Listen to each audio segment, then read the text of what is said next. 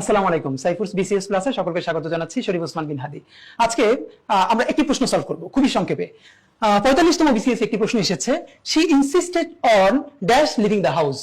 এই প্রশ্নটা আমরা একটু সমাধান করব। আগে একটুখানি বলে নেই, সাধারণত বিভিন্ন কোশ্চেন ব্যাংকে এই প্রশ্নটা যেভাবে সমাধান আছে অথবা অন্য জায়গায় আপনি দেখবেন যে কি পরিমাণ গ্রামাটিক্যাল টার্ম ব্যবহার করে মাথা ভারী করে ফেলা হয় এই জিনিসটার উত্তর করবার জন্য আমি আপনাকে রিকোয়েস্ট করছি আগামী 2 থেকে 3 মিনিট আপনি একটু আমার সাথে থাকুন।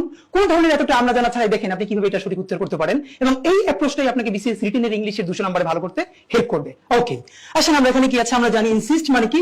পিড়াপিড়ি করা, জোরাজুরি করা। সে ইনসিস্টেড, সে জোরাজুরি করেছিল অন লিভিং দ্য হাউস, মানে বাড়ি ছেড়ে যেতে, ঘর ছেড়ে যেতে। সে কি করেছিল?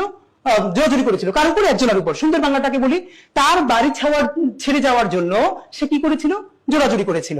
এইবার একটা কথা খেয়াল করি, কি কি অপশন আছে। এখানে লিভিং সাথে আইএনজি আছে, মানে লিভিং আছে। একটা একটা করে পড়ি। সে insisted on he living, him living, himself living, his living. আগে 20 সেকেন্ডে বলি, সবাই যেভাবে এটা পড়াতে চায় আপনাকে মাথা খারাপ করে ফেলবে। আপনাকে বলবে হি হলো একটি সাবজেক্ট প্রোনাউন, হিম হলো অবজেক্ট প্রোনাউন, হিমসেলফ হলো একটি রিফ্লেক্সিভ প্রোনাউন, হিজ হলো পজেসিভ। আপনি এই নামগুলো শুনতে শুনতে অসুস্থ হয়ে যাবেন, কিন্তু আপনার কোনো স্কিল বাড়বে না। এবার খেয়াল করেন, এই একটি নাম জানা ছাড়াও আপনি এটা শুদ্ধ কিভাবে করতে পারেন, একটু আমার সাথে হেল্প করেন।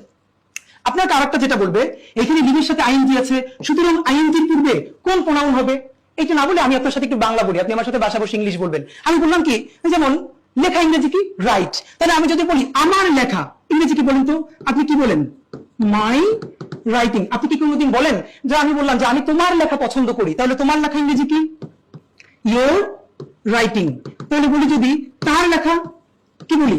His writing. এবার একটু আপনি খেয়াল করেন তো, আমি যদি আপনাকে বলি আমি তোমার লেখা পছন্দ করি, আমি কি কোনোদিন বলি আই লাইক ইউ রাইটিং? অথবা আই লাইক যে কিছু বলি, আপনি বলে কি I like your writing, I like his writing. তাহলে আমার লেখা মাই রাইটিং, তোমার লেখা ইউর রাইটিং, তার লেখা হিজ রাইটিং। একইভাবে যদি বলি আমার যাওয়া মাই গোয়িং, তোমার যাওয়া ইউর গোয়িং, তার যাওয়া হিজ গোয়িং, তাহলে তার যাওয়া ইংরেজি কি? এই যে he is going, he is living. এখন আপনি যদি বাংলা অর্থ বুঝে ইংলিশটা পড়তে পারতেন, তাহলে দেখেন আমি আপনাকে বলবো না subject pronoun, object pronoun, reflexive pronoun, এইটা পজেসিভ, কিচ্ছু না। এবার দেখেন আপনি কিন্তু উল্টো ছাড়া ছোটবেলা থেকে শুদ্ধ বলতেন। যেমন আপনি বলতেন যে আমি তোমার লেখা পছন্দ করি, আই লাইক ইউর রাইটিং। এখন আমি যদি আপনাকে বলতে চাই ইউর রাইটিং হলো একটা আইএনজি, তার আগে হবে পজেসিভ, পজেসিভটা হলো ইউর, আপনার কোনো উপকারে আসবে না। এটা ছাড়াই বরং আমি এবার যদি আপনাকে এরকম 10টা বাক্য পড়াই, সেটা আপনার উপকারে আসবে। তাহলে যদি বলি she insisted on his living the house, সে কি করলো? তার বাড়ি ছাড়ার ব্যাপারে জোরাজুরি করলো। তাহলে এই বাক্যটাকে আরো দুটো বাক্য বানাই। সে আমার লেখালেখির ব্যাপারে খুব জোরাজুরি করলো, he insisted on my writing. তোমার ঘুমানোর জন্য সে খুব জোর করলো, she insisted on your sleeping. তাহলে she insisted on his living. যে কথাটা বলতে চাই, ইংরেজি বাক্যের অর্থ বোঝাই আসল ব্যাপার।